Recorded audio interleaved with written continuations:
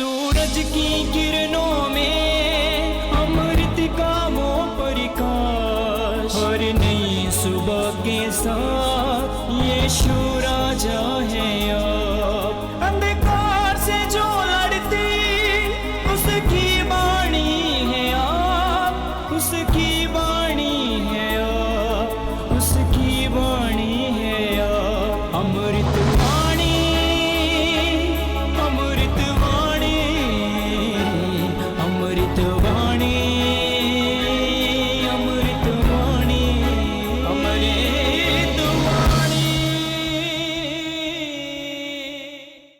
पहला पाठ उत्पत्ति ग्रंथ अध्याय 32 पद संख्या 22 से 32 तक। याकूब रात को उठा और अपनी 2 पत्नियों, 2 दासियों और 11 पुत्रों के साथ यब्बोक नामक नदी के उस पार गया। वह उन्हें और अपनी सारी संपत्ति नदी के उस पार ले गया और इस पार अकेला ही रह गया। एक पुरुष भोर तक उसके साथ कुश्ती लड़ता रहा।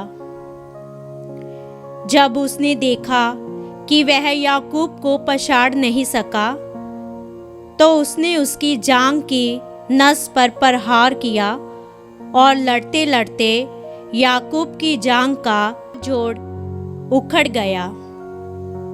उसने कहा, मुझे जाने दो, क्योंकि भोर हो गया है। याकूब ने उत्तर दिया, जब तक तुम मुझे आशीर्वाद नहीं दोगे, तब तक मैं तुम्हें नहीं जाने दूंगा। उसने पूछा, तुम्हारा नाम क्या है? उसने उत्तर दिया, मेरा नाम याकूब है।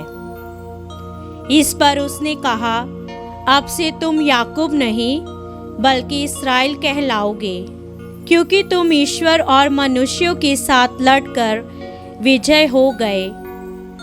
तब याकूब ने पूछा, मुझे अपना नाम बता दो। उसने उत्तर दिया, तुम मेरा नाम क्यों जानना चाहते हो? और उसने वहां याकूब को आशीर्वाद दिया।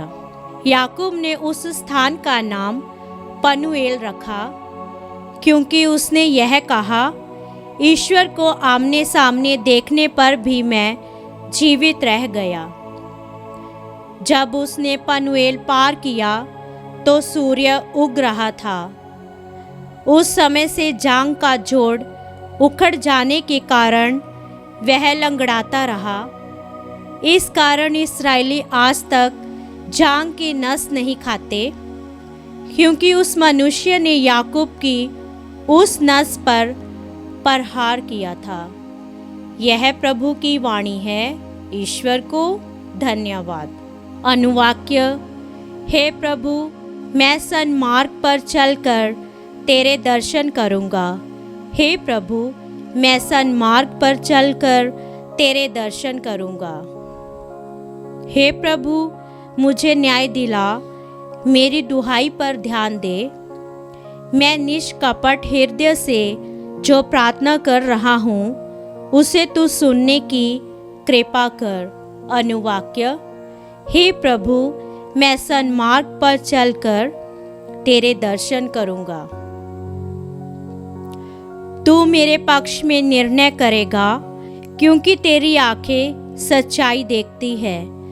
तू मेरे हृदय की था लेता और रात को इसकी जांच करता है। तू मेरी परीक्षा लेता है, किंतु मुझ में दोष नहीं पाता। अनुवाक्य। हे प्रभु, मैं सन्मार्ग पर चलकर तेरे दर्शन करूँगा। हे ईश्वर, मैं तुझे पुकारता हूँ, मेरी सुन। मुझ पर कृपा दृष्टि कर, मेरी प्रार्थना स्वीकार कर। अपना महान प्रेम मुझे प्रदर्शित कर, क्योंकि तू अपने भक्तों को उनके शत्रुओं से बचाता है। अनुवाक्य।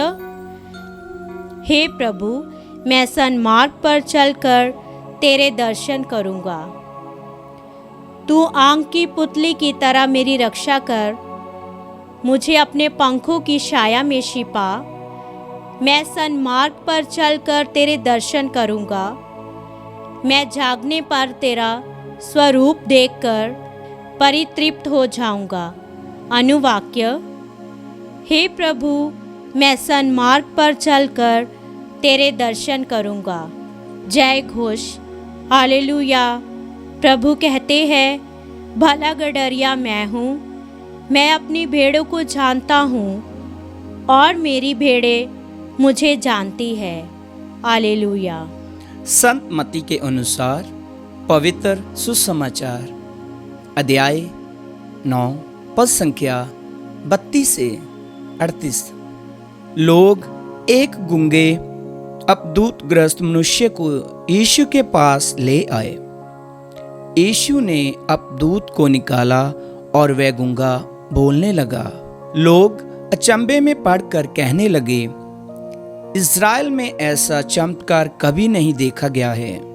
परंतु फरीसी कहते थे, यह नरकदूतों के नायक की सहायता से अपदूतों को निकालता है।